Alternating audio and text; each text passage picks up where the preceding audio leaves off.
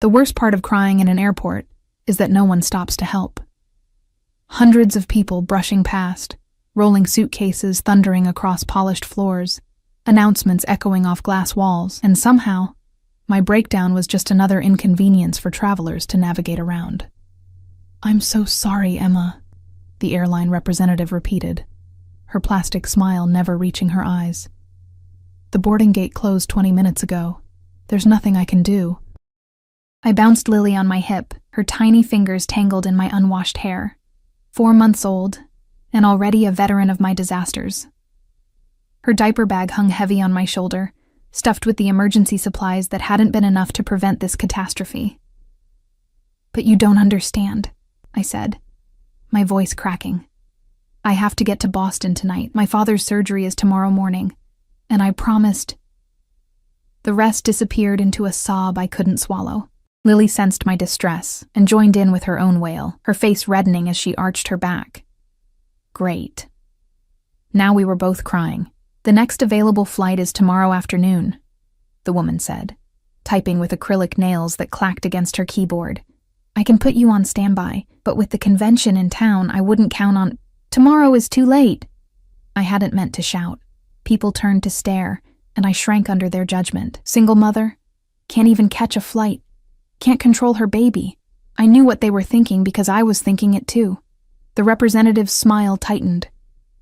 "If you'll excuse me, there are other passengers waiting." I stepped away, wiping my face with the sleeve of my jacket. The nice one I'd bought secondhand for the hospital visits, now stained with infant formula and my mascara. Not that it mattered anymore. I wouldn't be there to hold Dad's hand before surgery. I wouldn't be there if something went wrong. Finding an empty row of seats near a window, I collapsed and laid Lily across my lap, fishing through the diaper bag for her pacifier. My phone buzzed with a text from my sister. "Boarding now." "Where are you?" How could I tell her I'd miscalculated everything? The traffic to the airport, the time needed to check the car seat, the extra security screening for the baby formula. By the time we reached the gate, the door had closed, and no amount of begging would open it. "Shh, it's okay," I whispered to Lily, though we both knew it wasn't.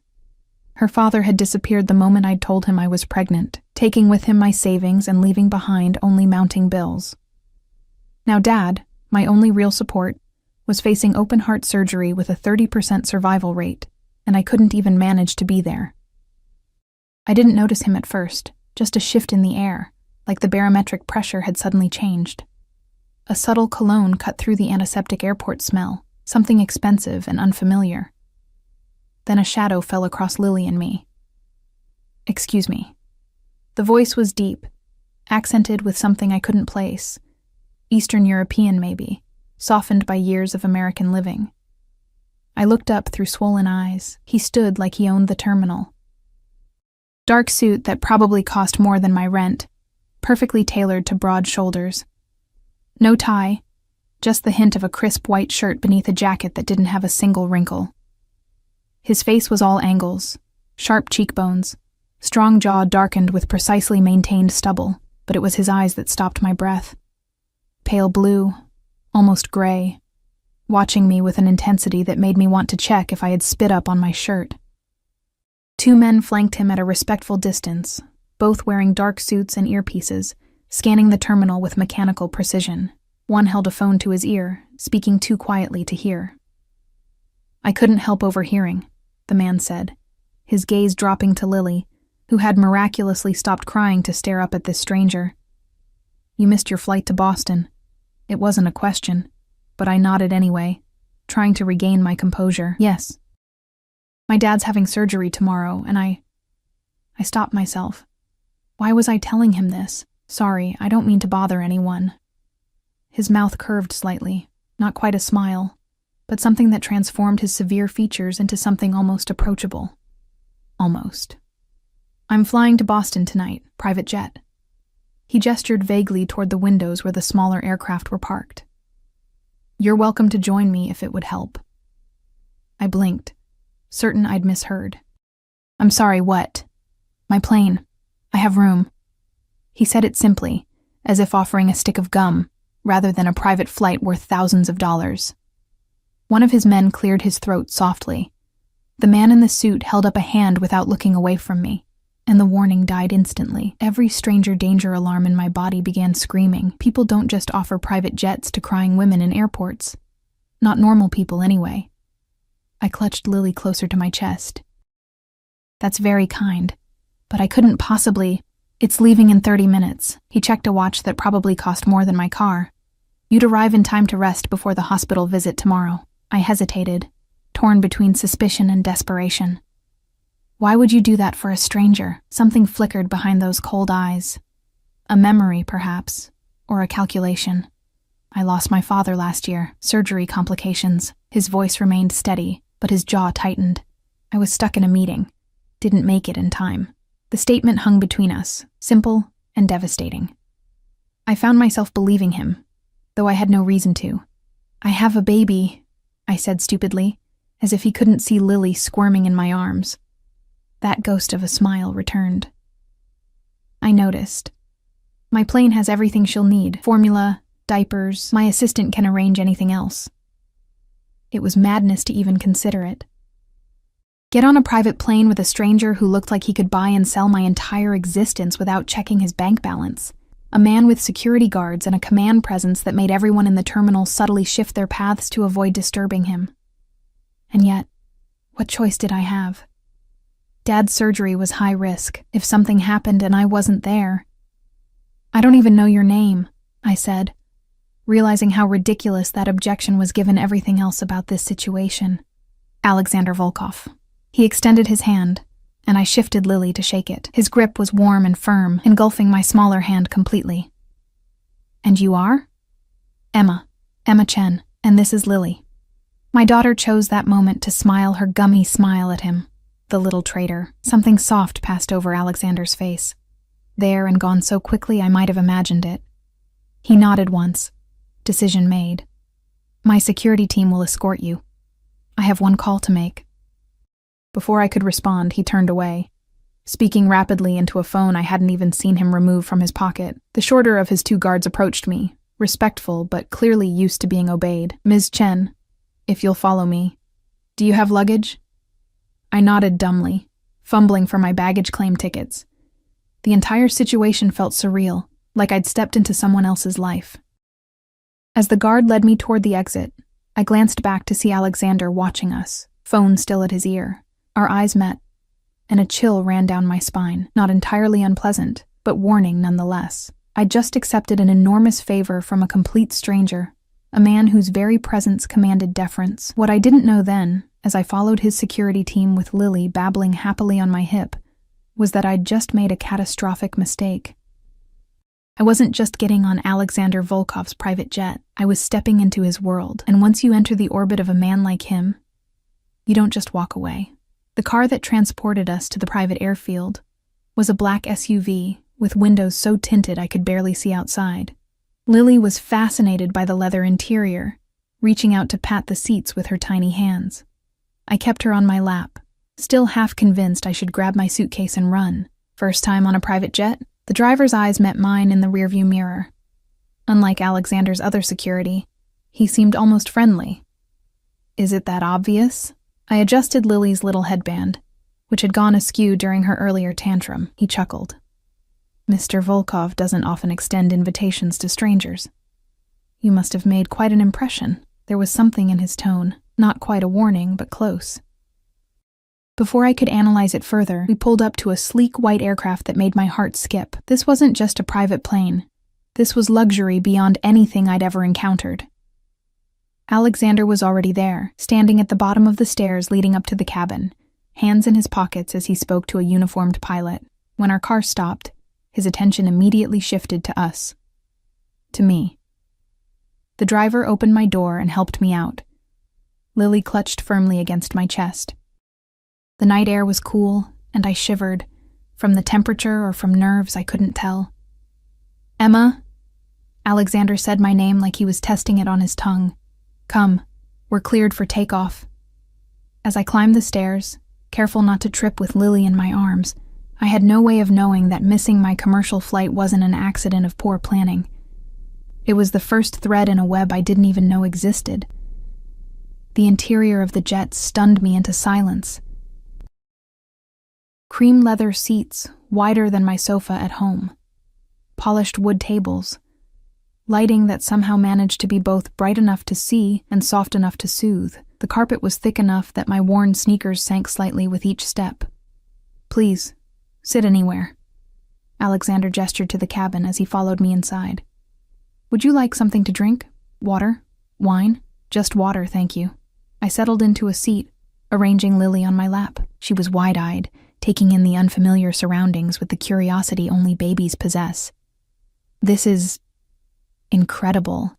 I've never seen anything like it. It serves its purpose." He said it casually, as if a multi-million-dollar private jet was simply a practical necessity rather than an outrageous luxury. A flight attendant I hadn't noticed appeared with a crystal glass of water for me and a hot towel.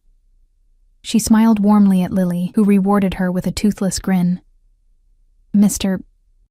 Volkov, we're ready for departure. Flight time to Boston will be approximately 1 hour and 40 minutes. The pilot stood respectfully at the entrance to the cockpit. Alexander nodded. "Thank you, James." As the engines hummed to life, I secured Lily more firmly on my lap. Suddenly aware that I had no car seat or safety device for her, Alexander must have noticed my concern. "One moment." He pressed a button, and a compartment opened in the wall. From it, he withdrew what looked like a custom infant seat.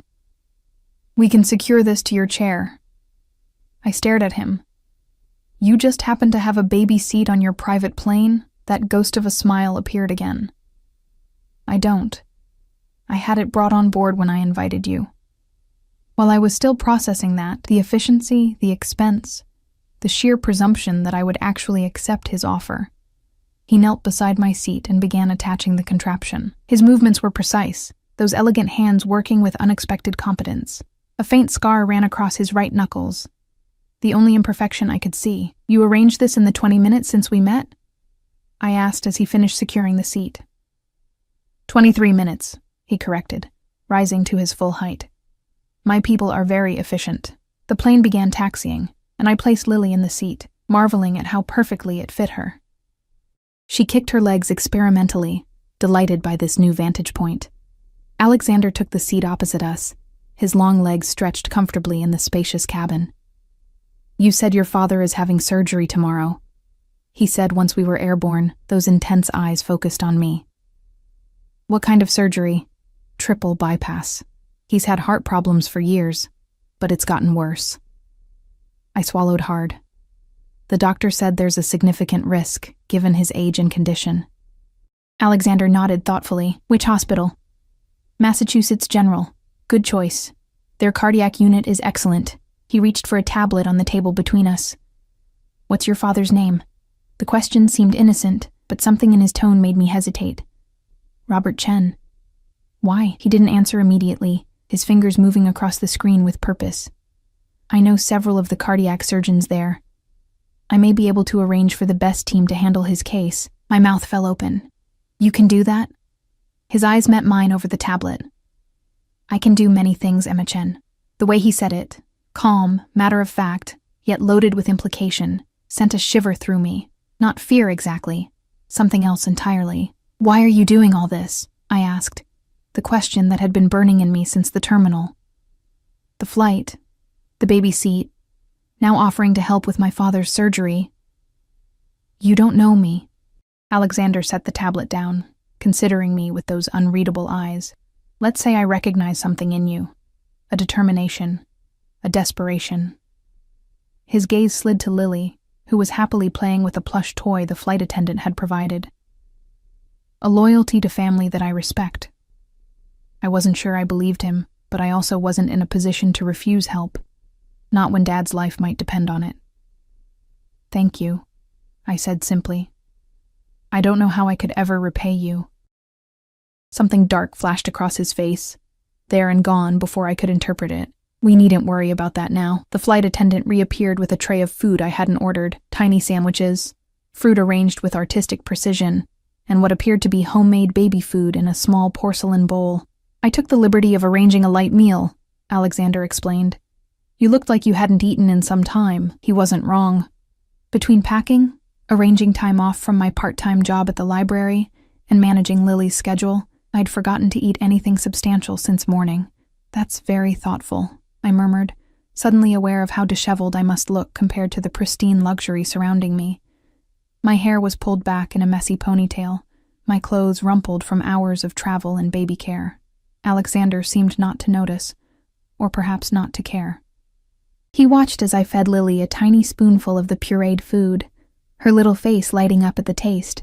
"She likes it," I said, surprised. "Organic sweet potato with a touch of cinnamon," he replied. "My chef's recommendation." "Your chef has recommendations for baby food?" I wanted to ask, but didn't. Instead, I focused on feeding Lily, grateful for the momentary distraction from the intensity of Alexander's attention. When Lily had eaten her fill, I wiped her mouth and set her back in the safety seat, where she promptly began to doze, lulled by the gentle hum of the engines and her full belly. "She's beautiful," Alexander observed, his voice softer than I'd heard it before. "She has your eyes." I glanced down at my sleeping daughter, her delicate features peaceful in sleep. "Thank you. She's the best thing that ever happened to me, even if her timing wasn't ideal." "Her father isn't in the picture." It wasn't a question. I stiffened slightly. "No. He left when I told him I was pregnant, took most of our savings with him." Alexander's expression hardened, a muscle ticking in his jaw. "His name?" The sudden shift in his demeanor alarmed me. "It doesn't matter. He's gone, and Lily and I are better off without him." "It matters," Alexander said, his accent thickening slightly. "A man who abandons his child and steals from the mother deserves consequences." The way he said consequences made my skin prickle with unease. "It was a long time ago. I've moved on." His eyes held mine, searching for something I couldn't identify. After a long moment, he nodded once, though I sensed he hadn't dropped the subject permanently. "You work at a library," he said, changing direction so abruptly I blinked in confusion. "How did you know that?" He gestured vaguely. "Your bag. There's a library card with employee marking visible in the side pocket." I glanced down. He was right. My staff ID was partially visible in the mesh pocket of my diaper bag. The man missed nothing. "Yes, I'm a reference librarian. Part-time since Lily was born. You enjoy it?" The question seemed oddly personal coming from him, yet his interest appeared genuine. "I love books," I said simply. "I love helping people find information they need. The pay isn't great, but the hours work with Lily's schedule, and my boss is understanding about childcare emergencies." "A worthy profession," he said, surprising me. "Knowledge is power. Those who guard it and guide others to it perform a valuable service." Before I could respond, his phone vibrated. He checked it, his expression cooling to professional detachment. "Excuse me a moment." He rose and moved to the back of the cabin, speaking in a language I didn't recognize. Russian, perhaps, or Ukrainian. I took the opportunity to study him without the discomfort of his direct gaze. The way he carried himself spoke of someone accustomed to authority, to being obeyed without question. His security team had called him Mr. Volkov, with a deference that went beyond employer-employee relations. And now he was making calls in foreign languages while flying to Boston on a private jet that probably cost more per hour than I made in months. Who exactly was Alexander Volkov? Some kind of international businessman? Diplomat? Tech mogul I was too out of touch to recognize? His voice rose slightly, an edge of steel entering his tone. Though I couldn't understand the words, the message was clear. Someone had displeased him. I suppressed a shudder, grateful I wasn't on the receiving end of that controlled anger. When he returned to his seat, his expression was once again composed, though tension lingered around his eyes. "My apologies," he said. "Business that couldn't wait." "Of course." I hesitated, then ventured. "What kind of business are you in exactly?" He regarded me steadily. "Import, export, primarily. I have interests in various sectors: shipping, real estate, private security." It was both an answer and not an answer, revealing nothing specific while sounding perfectly legitimate. "It must keep you busy," I said, for lack of a better response. "Too busy, at times." His gaze drifted to Lily, still sleeping peacefully, but necessary. The flight attendant approached with a satellite phone. "Mr. Volkov, Dr. Winters is available to speak with you about the arrangements at Massachusetts General." I straightened. You already contacted someone about my father's surgery? Alexander took the phone. As I said, Emma, my people are efficient. To the flight attendant, he added, please bring Miss Chen the details of her accommodations. Accommodations? I echoed. I was going to stay with my sister. She's expecting me. I've taken the liberty of arranging a suite near the hospital, he said, as if this were perfectly normal. 2 bedrooms, with a crib for Lily and all necessary supplies. Your sister is welcome to join you there, of course. I opened my mouth to protest, then closed it again. The truth was, my sister's 1-bedroom apartment would have been cramped with all of us squeezed in. A suite near the hospital would make everything easier, especially with Lily. That's extremely generous, I said carefully. But I have to ask again, why are you doing all this? Alexander leaned forward slightly, his eyes holding mine with an intensity that made it impossible to look away. Let's say I believe in fate, Emma Chen. Our meeting wasn't coincidence. You needed help. I was in a position to provide it. His voice dropped lower. The question isn't why I'm doing this. The question is whether you're brave enough to accept it. Something in his words felt like both a promise and a warning. I should have been afraid. I should have been suspicious of kindness this excessive, this calculated. Instead, I found myself drawn to him, to the mystery he represented, to the power he wielded so effortlessly. Yes, I heard myself say. I accept your help. Thank you. His smile, a real one this time, transforming his severe features into something almost breathtaking, was like watching dawn break over a dangerous landscape. Excellent, he said softly. I think this is the beginning of a very beneficial relationship. As the plane began its descent into Boston, I couldn't shake the feeling that I'd just agreed to something far beyond a plane ride and a hotel suite. In Alexander Volkov's world, I suspected nothing came without strings attached. I just didn't know yet how tightly those strings would bind me. The car waiting for us at the private airfield in Boston was another black SUV with tinted windows. A different driver held the door open as Alexander helped me inside, his hand at the small of my back, a brief touch that somehow left an imprint of warmth through my jacket. Lily was awake again, fussy from the change in pressure during landing. I bounced her gently on my knee, trying to soothe her as the vehicle pulled away from the runway. She's uncomfortable, Alexander observed, watching us with those penetrating eyes. Her ears, I explained. The pressure changes bother her. Without hesitation, he reached into his jacket pocket and produced a small silver container. Opening it revealed what looked like hard candy. Try this, he said, offering one to me. Dissolve it in your mouth, then nurse her. It's a natural remedy, fennel and honey. It will help with the pressure and soothe her stomach. I stared at him, taken aback. You have nursing candy in your pocket for babies with ear pain? The corner of his mouth twitched. I have many unexpected items, Emma. My business requires preparation for all contingencies. What kind of import-export business required baby remedies? The question must have shown on my face, because his expression closed slightly. I called ahead. He clarified. When I knew you would be joining me with an infant, I had my assistant arrange appropriate supplies. In the 23 minutes between meeting me and takeoff, I couldn't keep the disbelief from my voice. 26 minutes at that point. He gestured to the candy I still hadn't taken. It will help her. I hesitated only a moment longer before accepting it. The tablet was smooth and smelled faintly of herbs. As it dissolved on my tongue, a sweet, almost medicinal taste spread through my mouth.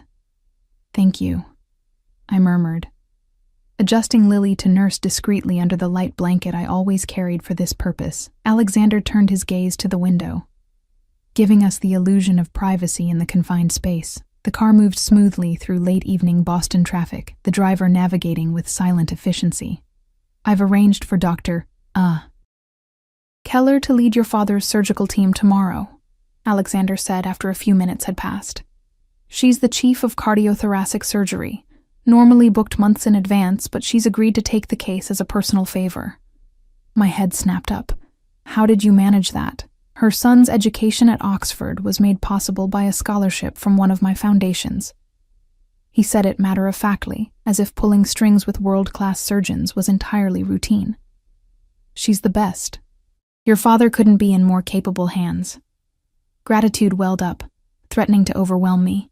"I don't know what to say." "Say nothing," he replied, his eyes returning to mine. "Just know that your father will receive the best possible care." We rode in silence for a while, the city lights painting streaks of color across his sharp features as we passed through downtown. Lily finished nursing and dozed off again, her tiny fist clutching the edge of the blanket. "She sleeps well," Alexander noted, his voice softer in the dim car interior. "Only in motion," I said with a tired smile. "At home, she fights it like sleep is her mortal enemy." "Strong-willed," he said, something like approval in his tone. "That will serve her well in life." The car pulled up to a gleaming hotel in Back Bay, its facade illuminated with tasteful lighting. A doorman hurried to open the car door as our driver came around to assist me. "We're here, Mr. Volkov," the driver announced. Alexander nodded and exited first, then turned to offer his hand to me. I took it, careful not to disturb Lily as I stepped onto the sidewalk. His fingers closed around mine with surprising gentleness, though I could feel the strength beneath his restraint. The hotel lobby was a study in understated luxury: marble floors, crystal chandeliers, staff dressed in impeccable uniforms, who straightened almost imperceptibly as Alexander entered. He didn't approach the reception desk. Instead, a manager hurried over to us, hands clasped before him. "Mr. Volkov, welcome back to Boston. Everything has been arranged as requested." "Thank you, Michael." Alexander gestured to me. "This is Miss Chen and her daughter. They are to be given every consideration during their stay." "Of course, sir." The manager turned to me with a deferential smile. "Miss Chen, it's our pleasure to host you. Your suite is ready, and all the baby items you might need have been delivered as requested." I blinked, wondering exactly what all the baby items entailed. Before I could ask, Alexander placed his hand at the small of my back again, guiding me toward the elevators. "I've taken a suite on the same floor," he said, as we stepped into a private elevator that required a key card, "in case you need anything during the night." My pulse quickened, though I couldn't have said why. "That's thoughtful." The elevator opened directly into a foyer with only 2 doors, one across from the other. "Your suite," Alexander said, nodding to the door on the left. He handed me a key card. "Mine is opposite." A security guard I hadn't noticed until now stood discreetly by the elevator, nodding respectfully as we passed. Another guard appeared from a service entrance at the end of the hall, completing what I realized was a security perimeter. "Is all this security normal for you?" I asked, unable to contain my curiosity. "Yes." He didn't elaborate, simply opening the door to my suite with another key card. "After you." The suite took my breath away. Larger than my entire apartment, it featured a spacious living room with floor-to-ceiling windows overlooking the Boston skyline. Beyond that, I could see 2 bedroom doors, one slightly ajar to reveal a king-sized bed turned down for the night. But what truly stunned me was the baby equipment, a state-of-the-art crib in the corner of the living room, a changing table fully stocked with diapers, wipes, and creams, a baby bathtub in the massive bathroom, several new outfits in Lily's exact size laid out on a side table, a top-of-the-line breast pump still in its packaging, even a sound machine programmed with white noise. "How did you—" I trailed off, overwhelmed. "I had your luggage brought up already," Alexander said, ignoring my stunned expression as he gestured to my battered suitcase, now sitting neatly in the entryway. "The second bedroom has been prepared for your sister, should she wish to join you. There's a kitchen stocked with essentials, though room service is available 24 hours. He moved to the coffee table, where a folder sat beside an arrangement of fresh flowers. "These are the details for tomorrow. Your father's surgery is scheduled for 8 a.m. A car will be waiting at 7 to take you to the hospital. Dr. Keller will meet with you before the procedure." I stood rooted in place, Lily asleep against my shoulder, trying to process the extravagance surrounding me. This wasn't just help. This was something else entirely, something that made alarm bells ring distantly in my mind, though they were muffled by exhaustion and gratitude. "I should put Lily down," I said finally, needing something practical to focus on. Alexander nodded. "Of course.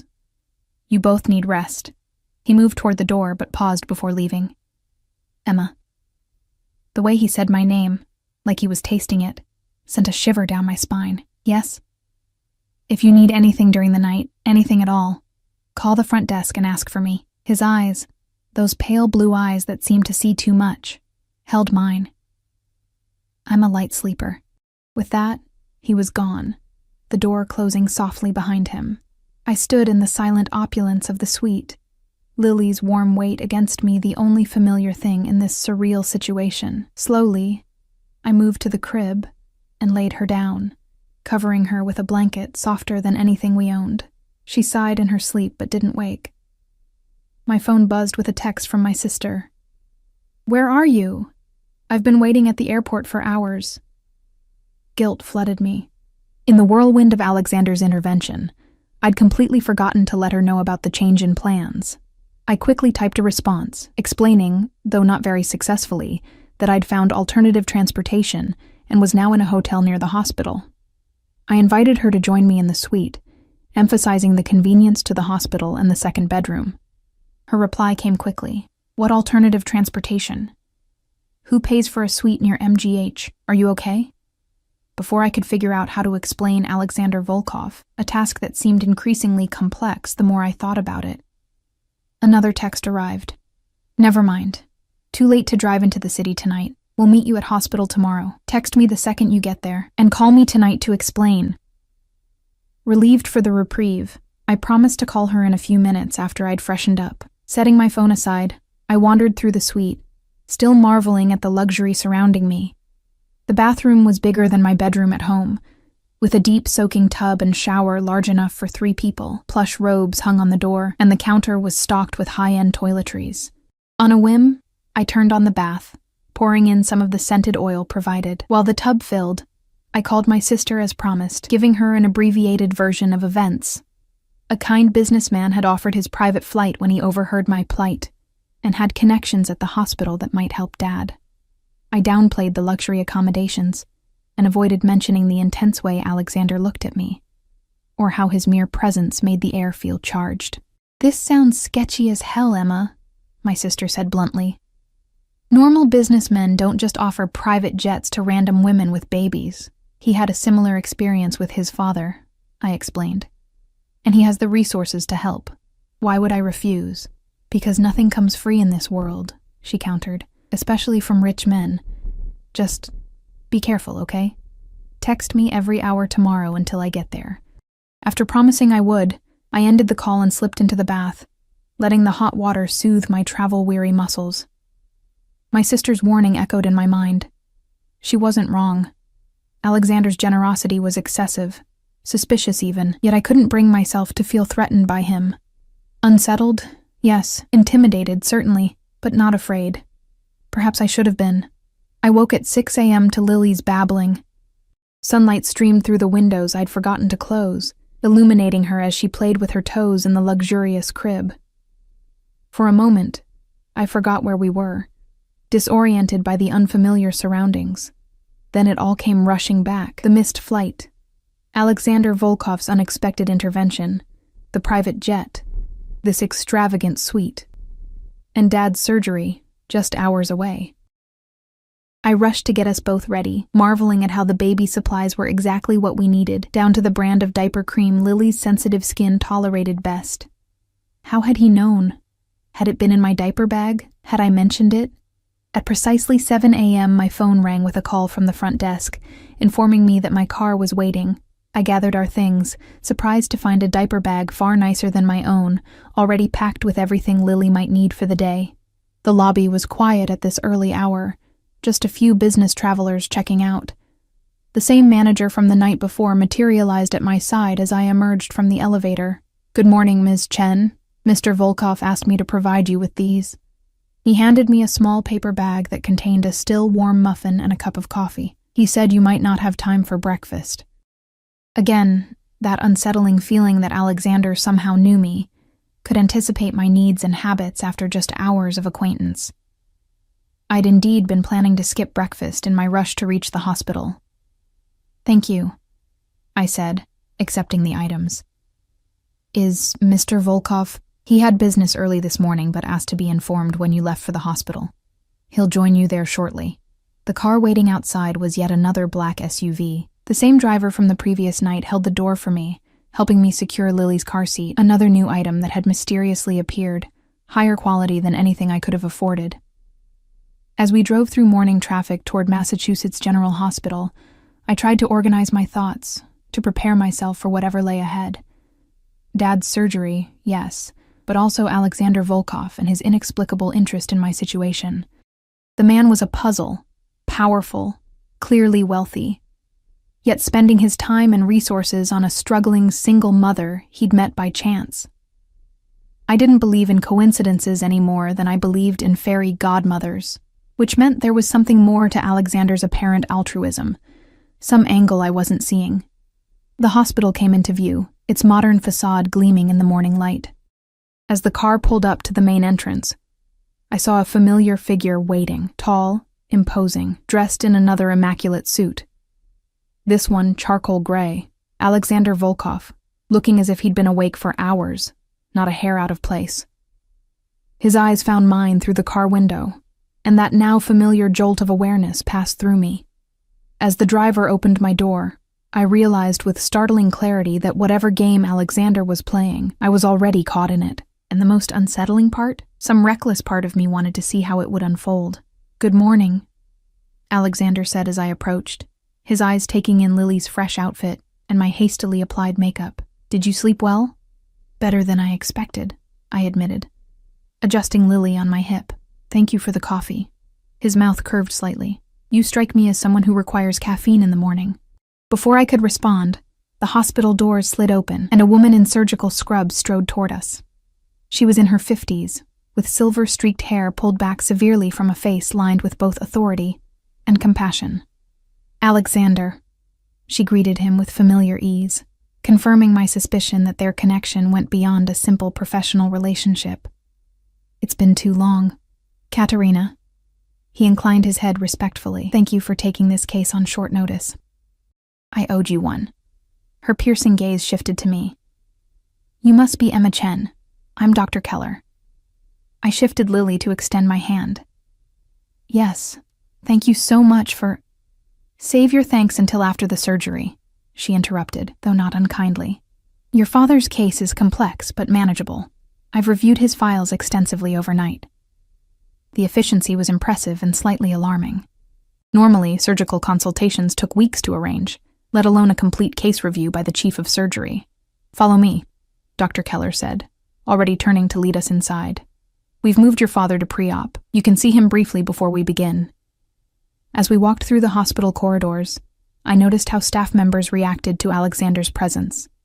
Some with obvious recognition, others with the instinctive deference given to power. He moved with the confidence of someone completely at home in these halls, nodding occasionally to personnel we passed. "You know this hospital well," I observed quietly as we waited for an elevator. "I donate to their cardiac research program," he replied. A simple explanation, yet I sensed there was more to it than philanthropy. The elevator doors opened to reveal a woman in her early 30s, who could only be my sister, May. Her eyes widened when she saw me, then narrowed as they moved to Alexander. "Emma? There you are." She embraced me tightly, then pulled back to look at Lily. "And my favorite niece, your only niece," I reminded her with a smile, grateful for her familiar presence in this increasingly surreal situation. May's attention shifted to Alexander, her expression turning guarded. "And you are?" "Alexander Volkov." He extended his hand. "A friend of your sister's." May shook his hand with visible reluctance. "Funny, she's never mentioned you before."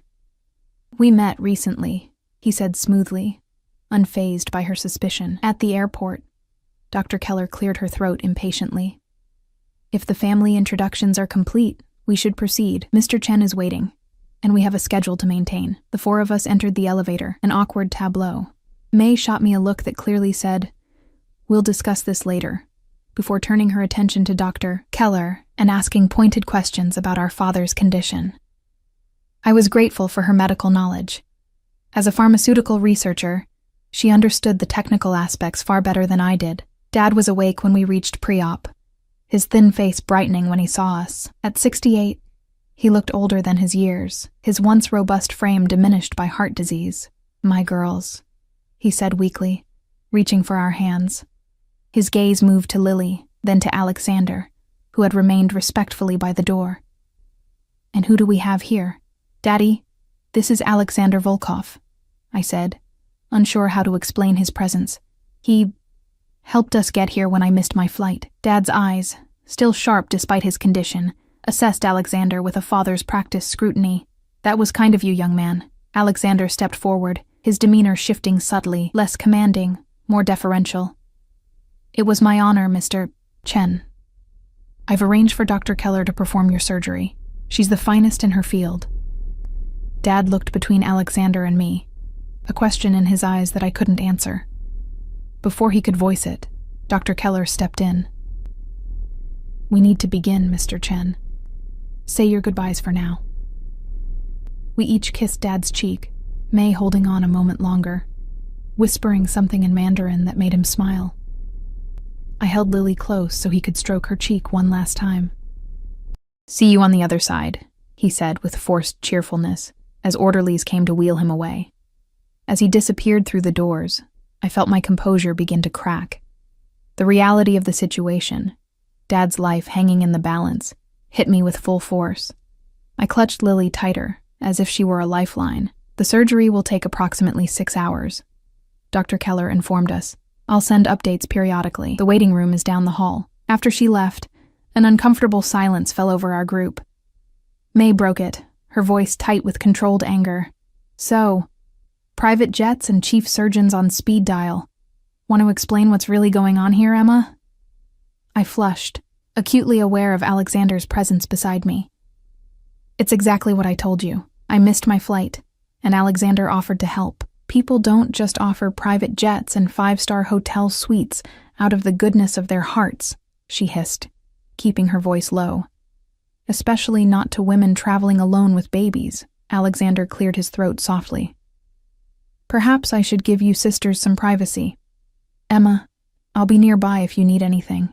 Before I could respond, he stepped away, moving down the hall with the fluid grace I was coming to recognize as characteristic of him. Even in retreat, he commanded attention, his tall figure drawing glances from hospital staff. Who is he, really? May demanded once he was out of earshot. And don't give me that "we just met" line again. Men like that don't help strangers without expecting something in return. I don't know who he is, not really, I admitted, leading her toward the waiting room.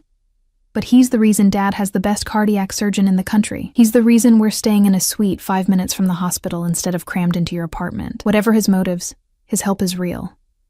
May looked unconvinced. Have you Googled him at least? Checked if he has a criminal record? I hadn't. And the realization made me feel foolish. In the whirlwind of events, I'd accepted Alexander's help without the most basic due diligence. I'll do it now, I said, pulling out my phone while settling Lily on a playmat I'd brought from the hotel. A quick search for Alexander Volkov Boston yielded several results. Most prominently, articles about charitable donations to various causes, including Massachusetts General's cardiac unit. A few business news pieces mentioned his import-export company and real estate holdings. There were photos of him at galas and fundraisers, always impeccably dressed, often alone or with business associates rather than romantic partners. Nothing overtly suspicious, yet the information felt carefully curated, as if designed to present a specific image to the world. What was missing spoke volumes. No personal interviews, no details about his background or private life. He seems legitimate, I said, showing May the screen. A businessman and philanthropist. She scrolled through the results, her skepticism evident. Very polished. Too polished, if you ask me. I couldn't disagree. There was something too perfect about Alexander's public persona, like a facade carefully maintained. The waiting room began to fill with other families, their anxious faces mirroring our own. Lily grew fussy as the morning wore on, and I paced the corridor with her, trying to soothe her restlessness. It was during one of these walks that I quite literally bumped into a man turning the corner, one of Alexander's security team, I realized, recognizing him from the airport. "Excuse me, Ms. Chen," he said politely, steadying me with a hand on my elbow. "It's fine. I wasn't looking where I was going." I bounced Lily, who had started to whimper. Is Alexander still here? The man nodded. Mr. Volkov is in a meeting with hospital administration, but he asked me to check on you periodically. Do you need anything? The formality of the arrangement struck me anew. Alexander had assigned security to monitor me, to report back to him. The gesture could be interpreted as thoughtful or controlling, depending on one's perspective. We're fine, thank you, I said, then hesitated. Actually, could you tell me, how long have you worked for Mr. Volkov? Something flickered in the man's eyes. Caution, perhaps. 7 years, ma'am. And what exactly does he do? His business, I mean. He mentioned import-export, but that's rather vague. The security guard's expression became carefully neutral. Mr. Volkov has diverse business interests. It's not my place to discuss them. His non-answer was more revealing than any direct response might have been. Whatever Alexander's true business was, it required discretion from even his long-term employees. Of course. Thank you anyway. I turned to head back to the waiting room. Ms. Chen, the guard called after me. When I looked back, his expression had softened slightly. Mr. Volkov is a good man, better than most in his position. Whatever you may hear or think, remember that. Before I could ask what he meant, he continued down the hall, leaving me with more questions than answers. The first surgical update came at the 3-hour mark. Everything proceeding as expected. Dad's vitals stable.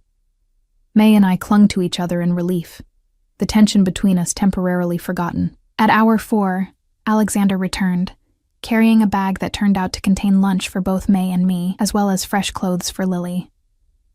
I thought you might be hungry, he said simply, setting the food on a side table. The cafeteria options are abysmal. May watched him narrowly, but accepted the gourmet sandwich he offered. I noticed she waited until I took a bite of mine before trying hers, a precaution that would have seemed paranoid if not for the increasingly strange circumstances. Any updates? Alexander asked, his gaze falling on Lily, who was now sleeping in a portable bassinet. So far, so good, I replied. Dr. Keller sent word that everything's on schedule. He nodded, seemingly unsurprised. She's the best. Your father is in capable hands. A nurse appeared in the doorway. Ms. Chen, there's a call for you at the desk. Puzzled, I followed her to the nurse's station, where she handed me a phone. Emma Chen, I answered, expecting perhaps one of Dad's friends calling for an update. Ms. Chen, this is Detective Sullivan with Boston PD. The male voice was brusque, professional. I understand you're currently at Massachusetts General Hospital with Alexander Volkov. My blood ran cold. Yes, he's a friend. Is there a problem? I strongly suggest you find a private place to speak, away from Mr. Volkov and his associates. Heart pounding, I glanced back toward the waiting room, where Alexander was engaged in conversation with May. I have a sleeping baby. I can't just... Ms. Chen, the detective cut me off. For your safety and your child's, please listen carefully. Alexander Volkov is not who you think he is. What do you mean? I lowered my voice, turning away from the corridor. He's the head of one of the most powerful organized crime syndicates on the East Coast. We've been investigating him for years. Racketeering, money laundering, extortion. We haven't been able to make charges stick, but believe me, he's dangerous. The words hit me like physical blows. A crime boss.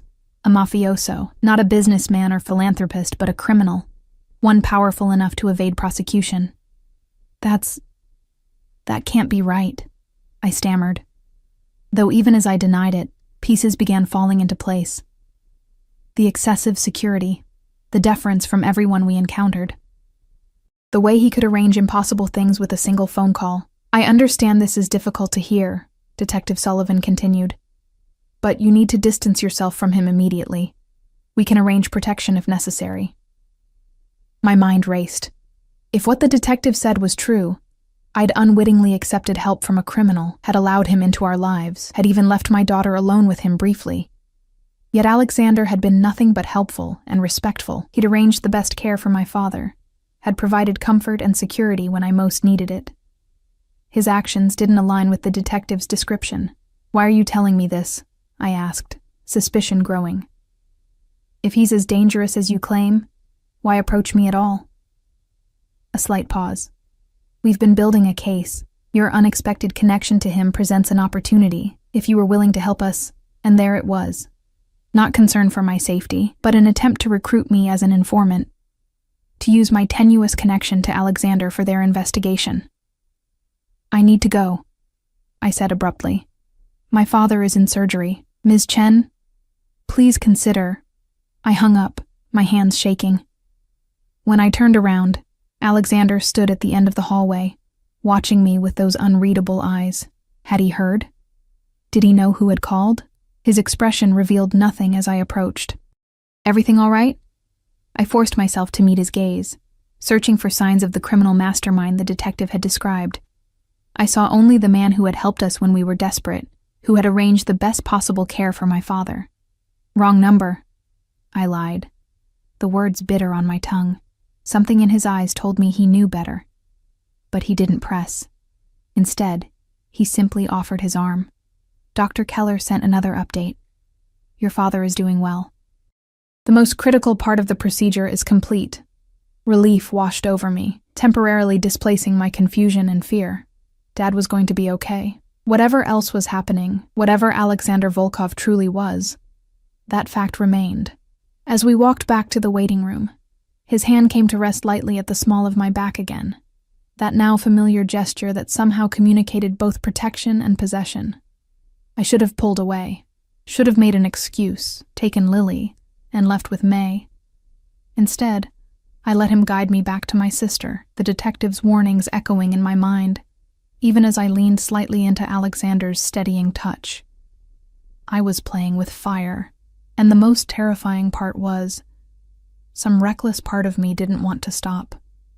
The remainder of Dad's surgery passed in a haze of anxiety, the detective's revelation competing with my concern for my father. I found myself watching Alexander with new eyes, searching for signs of the dangerous criminal Sullivan had described.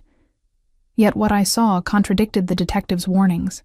Alexander was attentive without being intrusive, anticipating our needs with uncanny accuracy.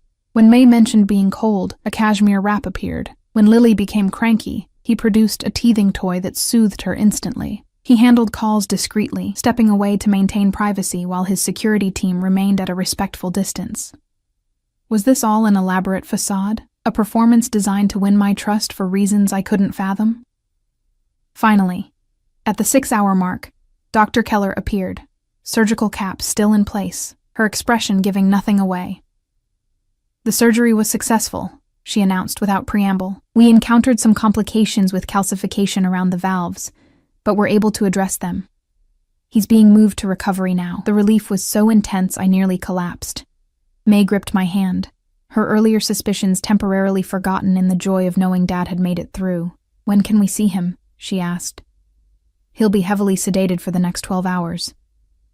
I recommend you both get some rest and return tomorrow morning. Dr. Keller's gaze shifted to Alexander. The post-operative care will be extensive. I've arranged for the best rehabilitation specialists. He nodded once. Thank you, Katerina. Your skill is unmatched. Something passed between them, an understanding born of shared history. Then Dr. Keller turned back to us. Your father is a strong man. With proper care, he should make a full recovery. She squeezed my shoulder briefly, the gesture startlingly human from someone so professionally detached, before departing.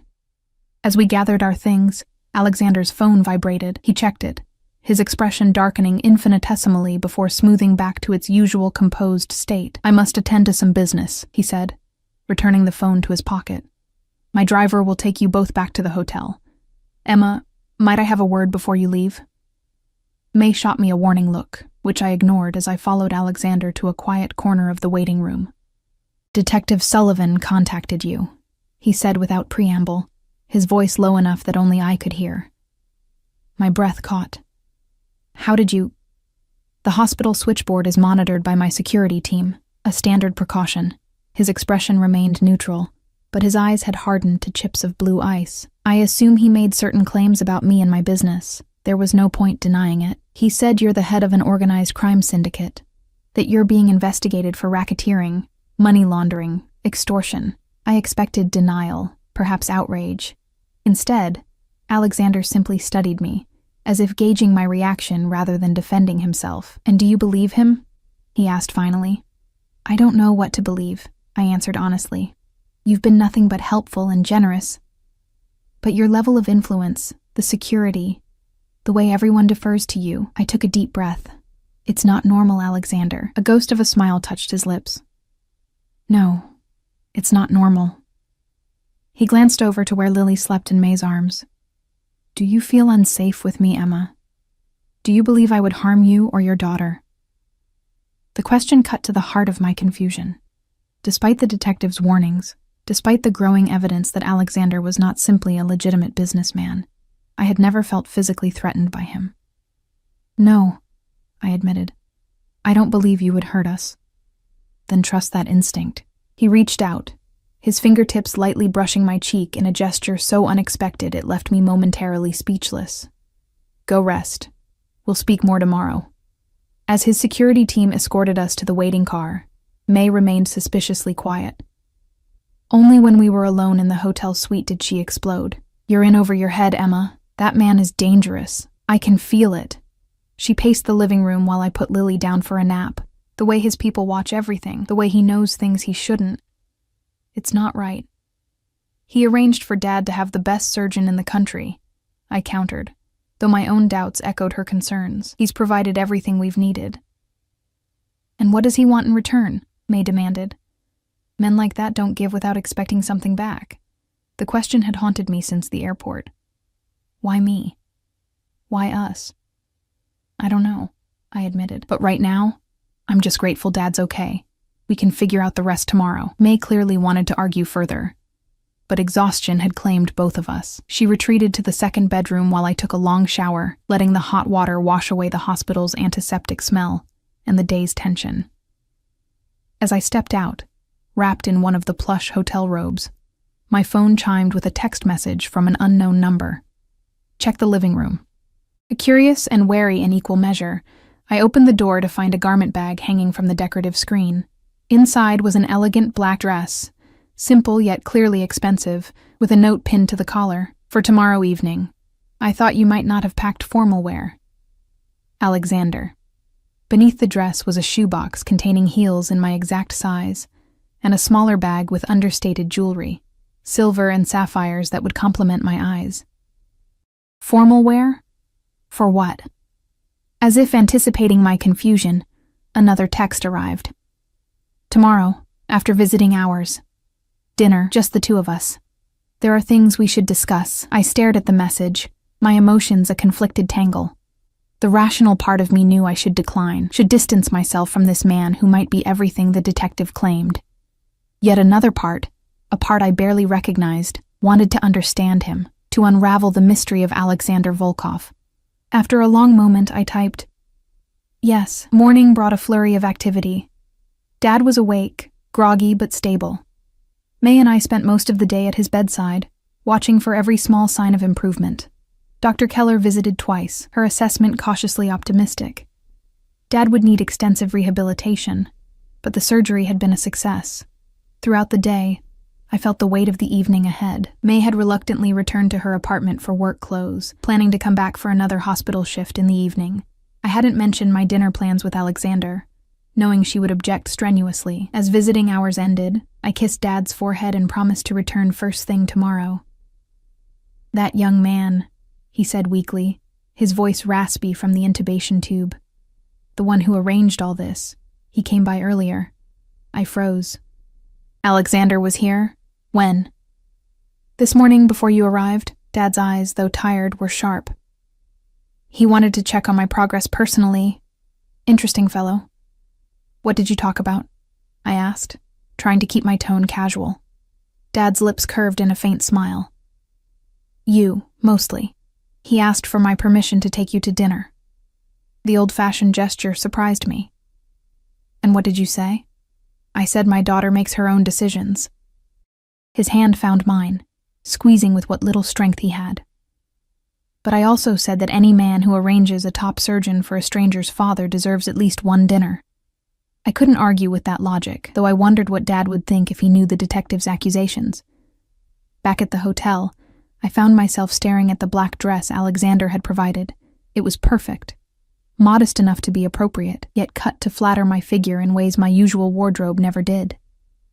As I slipped it on, I wondered how he had known my size so exactly.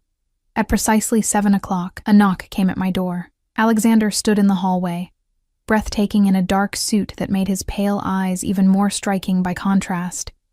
For a moment, he simply looked at me, something like appreciation in his gaze. "You look beautiful, Emma," he said finally, offering his arm. The restaurant was on the hotel's top floor, with panoramic views of Boston's skyline. As we were led to a private dining room, I realized the entire section had been reserved just for us. "You didn't need to close the whole restaurant," I said as he held my chair. "Privacy seems advisable, given what we need to discuss." He took the seat opposite mine, his movements graceful and controlled. A waiter appeared with champagne, pouring 2 glasses before discreetly withdrawing. Alexander raised his in a toast. "To your father's recovery." I touched my glass to his. "To skilled surgeons and guardian angels, however unexpected." He smiled, a real smile that transformed his severe features. "Is that how you see me? A guardian angel?" "I don't know how to see you," I admitted. "Everything about our meeting, your help, it's all so improbable. Yet here we are." He set down his glass, his expression turning serious. "You have questions. Ask them." I took a deep breath. The detective, was he telling the truth? About what you are? Alexander's gaze never wavered. "Detective Sullivan and I have history. His description of my business activities is somewhat exaggerated, though not entirely inaccurate. It wasn't a confession, but it wasn't a denial either. So you're what? A mobster? A mafia boss?" "Such dramatic terms," he said mildly. "I oversee various enterprises, some of which operate in gray areas of the law. I protect what's mine. I honor my commitments. I deal harshly with betrayal." The casual way he confirmed my suspicions sent a chill through me. "Why me? Why help us?" His expression softened slightly. "The first moment I saw you in that airport, exhausted, desperate, yet still fighting for your family, I recognized something in you. A resilience. A loyalty I respect." He paused. "And yes, you reminded me of someone I once knew, someone I failed to protect." Before I could ask who, he continued, "But that's not the whole truth. When I heard you mention your father's surgery, I felt drawn to intervene. My own father died during a similar procedure 3 years ago. I was delayed by business, missed saying goodbye by 20 minutes. The pain in his voice seemed genuine, a rare crack in his composed facade. "I'm sorry," I said softly. "As am I." He reached across the table, his fingers brushing mine. "What began as an impulse has become something more complicated. I find myself invested in you, Emma, in you and Lily." The admission hung between us, weighted with implications I wasn't sure I fully understood. "What does that mean, exactly?" I asked, my heart racing. "It means I want to continue helping you. Your father's medical expenses are considerable. Lily will need good schools eventually. Your career at the library, while admirable, can't provide the security you both deserve."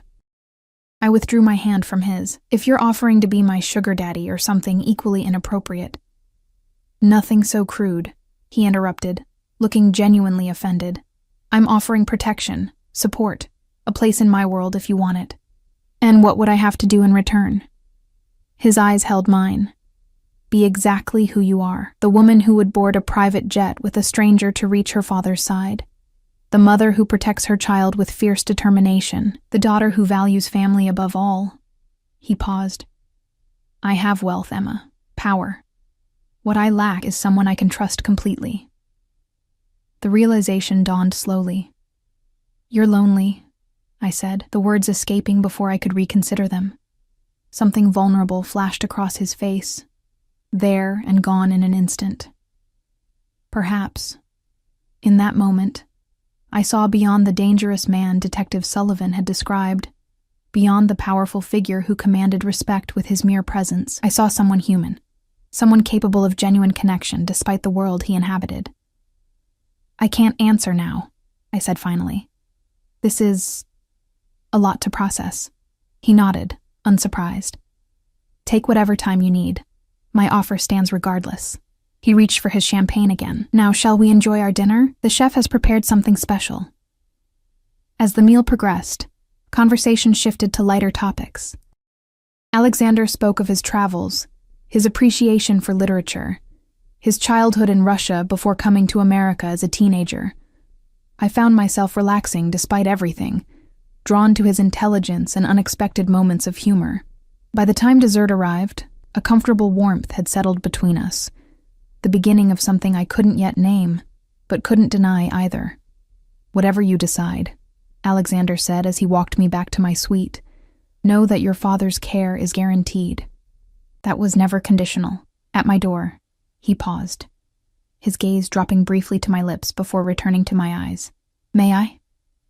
I nodded, my breath catching as he leaned down to press his lips to mine, a kiss both gentle and restrained, yet filled with promise. When he pulled back, his eyes had darkened. Good night, Emma.